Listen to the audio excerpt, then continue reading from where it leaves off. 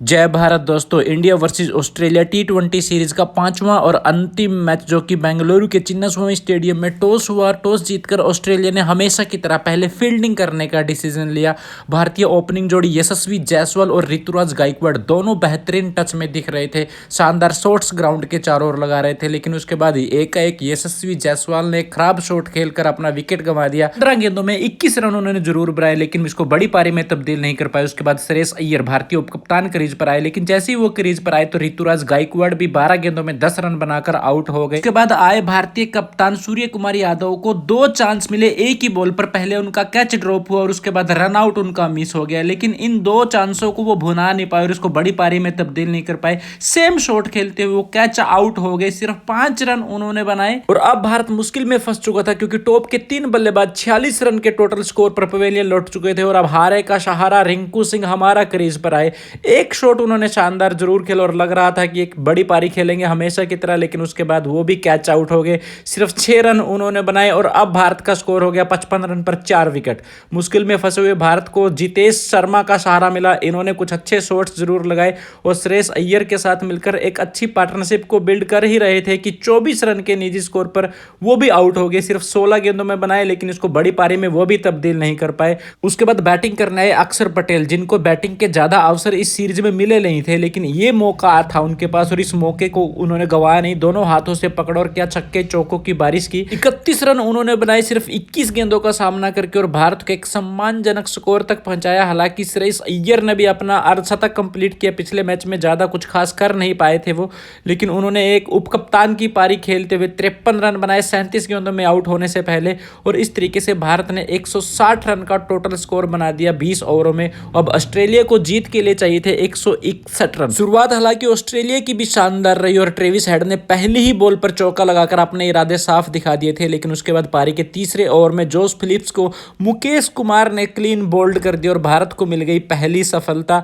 उसके बाद क्रीज पर आए मैकडर्मिट, जिन्होंने ट्रेविस हेड के साथ मिलकर ऑस्ट्रेलियाई पारी को आगे बढ़ाया और वो भारतीय बॉलर्स के साथ सिर्फ और सिर्फ छक्कों में ही डील कर रहे थे। लेकिन फिर द डेंजरस गदाधारी ट्रेविस हेड को रवि बिश्नोई ने क्लीन बोल्ड कर दिया और उनकी गदा को शांत कर दिया और इस पर सूर्य कुमार यादव की खुशी साफ दिख रही थी। 17 गेंदों में 28 रन की पारी उन्होंने खेली और उसके बाद एलन हार्डी को भी रवि बिश्नोई ने आउट कर दिया और 6 रन उन्होंने बनाए। लेकिन अभी भी मैकडर्मिट क्रीज पर टिके हुए थे। उन्होंने टिम डेविड के साथ मिलकर एक अच्छी पार्टनरशिप बिल्ड कर रहे थे और जब ये दोनों खेल रहे थे तो लग रहा था कि यह मैच भारत के हाथों से फिसलता जा रहा है। भारतीय बॉलर्स की उन्होंने जमकर धुनाई की और उनको समझ में नहीं आ रहा था कि बॉल डाले तो आखिर डाले कहां। लेकिन फिर उसके बाद अवेश खान के हाथों में कैच थमा बैठे टिम डेविड। अक्षर पटेल ने उनका विकेट लिया। 17 रन बनाए उन्होंने 17 गेंदों में और अब ऑस्ट्रेलिया का स्कोर हो चुका था 102 रन पर 4 विकेट। लेकिन मैकडर्मिट अभी भी क्रीज पर टिके हुए थे और भारतीय बॉलरों की जमकर खबर ले रहे थे। इस बीच उन्होंने अपना सिर्फ 34 गेंदों में अर्धशतक कंप्लीट किया। शानदार छक्का लगाकर उन्होंने अपना अर्धशतक कंप्लीट किया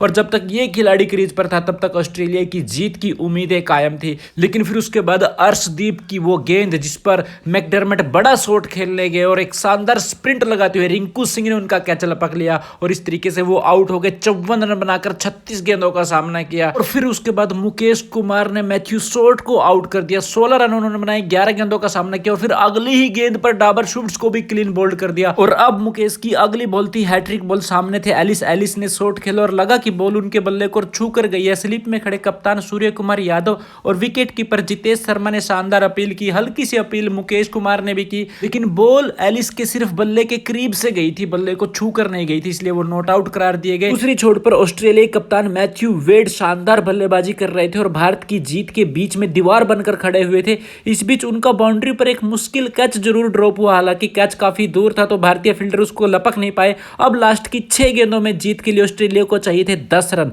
पहली गेंद डाली गई जो कि मैथ्यू वेड के सर के ऊपर से निकल गई। मैथ्यू वेड इसको वाइड मांगते रहे, लेकिन अंपायर ने इसको वाइड नहीं दिया। फिर अर्शदीप ने डाली दूसरी गेंद। मैथ्यू वेड ने शॉट खेला सीधा फील्डर के हाथ में, कोई रन नहीं। अब चाहिए 4 गेंदों में 10 रन। उसके बाद अर्शदीप ने एक बॉल डाली, बड़े शॉट खेलने गए मैथ्यू वेड, सीधा बाउंड्री पर खड़े श्रेयस अय्यर को कैच थमा बैठे और श्रेयस अय्यर ने भी कैच लेने में कोई गलती नहीं की और इस तरीके से मैथ्यू वेड ने अपना विकेट गंवा दिया। 22 रन बनाए सिर्फ 15 गेंदों में उन्होंने और अब ऑस्ट्रेलिया को जीत के लिए चाहिए 3 गेंदों में 10 रन, जो कि टी20 फॉर्मेट के हिसाब से बहुत ज्यादा मुश्किल नहीं थे। लेकिन कप्तान तो पवेलियन लौट चुके थे। इस बीच अर्शदीप ने तीसरी गेंद डाली। सामने थे एलिस ने शानदार शॉट लगाया और बॉल बाउंड्री की तरफ बढ़ ही रही थी कि बीच में अर्शदीप ने हाथ लगाकर बॉल को अंपायर के गुप्तंग की ओर मोड़ दिया और बॉल जाकर सीधे लगी। ट्याऊं, बॉल अंपायर ने जैसे तैसे अपने आप को बचाया। पवेलियन में बैठे टीम डेविड तो इस पर हंसते हुए जरूर नजर आए, लेकिन ऑस्ट्रेलियाई कप्तान मैथ्यू वेड के चेहरे पर हार साफ दिख रही थी और उनके चेहरे को देखकर भारतीय समर्थकों को एक सुकून मिल रहा था।